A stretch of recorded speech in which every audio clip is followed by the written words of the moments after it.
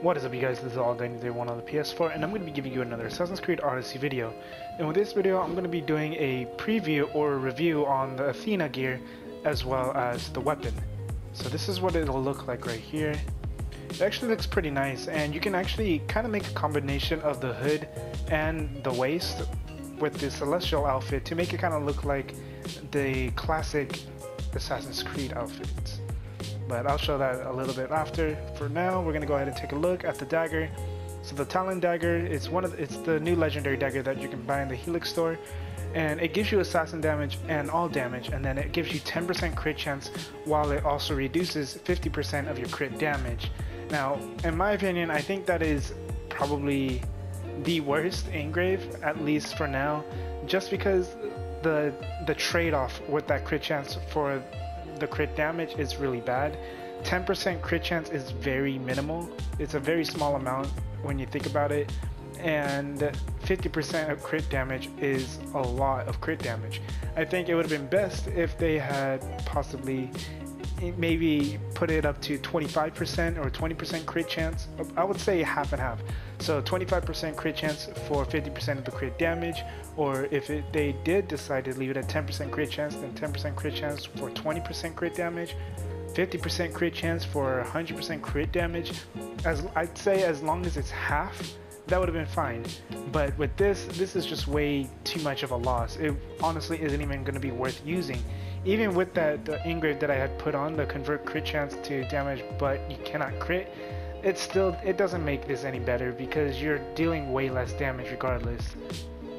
So for me, I would say the Talon dagger is definitely not worth getting unless they were to buff it. If they were to make it to where it is 25% crit chance while you do lose 50% crit damage, or 10% crit chance with only losing 20% crit damage, somewhere along those lines, then I think it would be worth getting. Now, for the legendary gear, for the Athena's Blessing set, it's gonna have assassin damage, crit chance while full health, and then on the arms, assassin damage, adrenaline per crit. On the torso, assassin damage, 35% adrenaline on assassination kill, assassin damage and a crit chance. And then on the legs, assassin damage and then movement speed while crouching.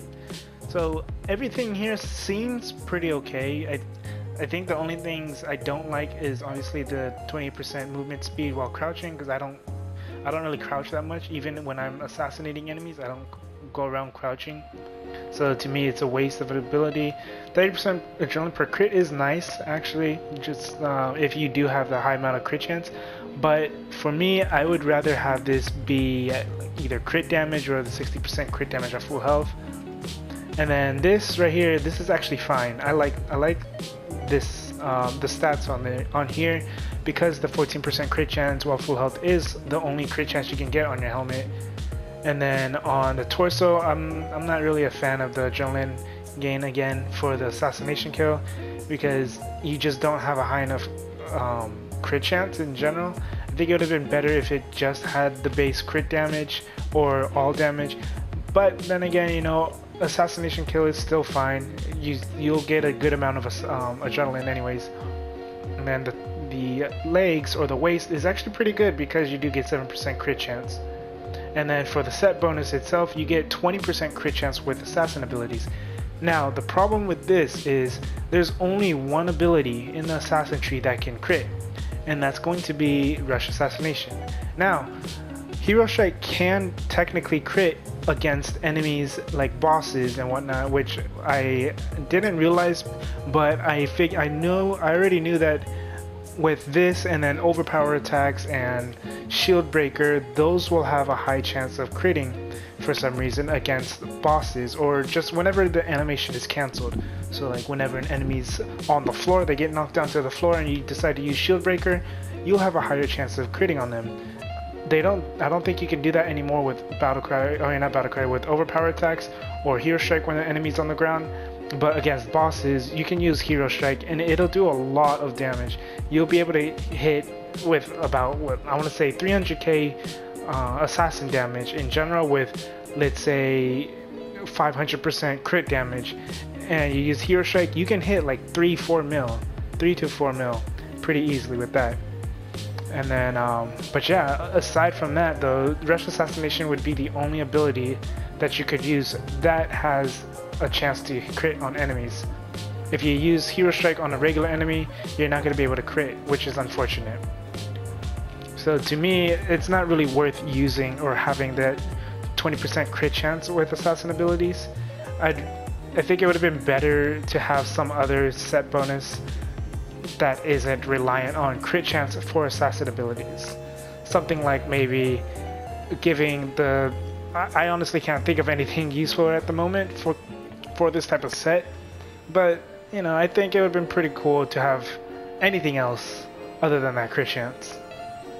But that's pretty much it with this set.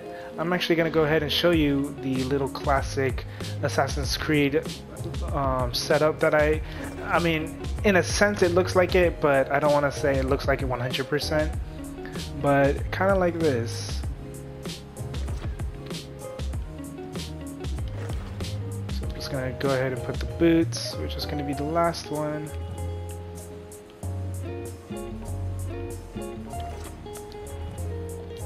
So, I mean, it's as close as I could get with it, but I mean, it's somewhat similar. Kind of reminds me of an assassin from an Assassin's Creed. But yeah, that's pretty much it with this video. If this helped you out, go ahead and leave a like, comment, subscribe. If you have any questions or concerns, let me know down in the comment section as well. And if you have any other suggestions for some type of video that you'd like to see, let me know down in the comment section as well. This is All Day Any Day 1 on the PS4. Have a good day, good night, and peace.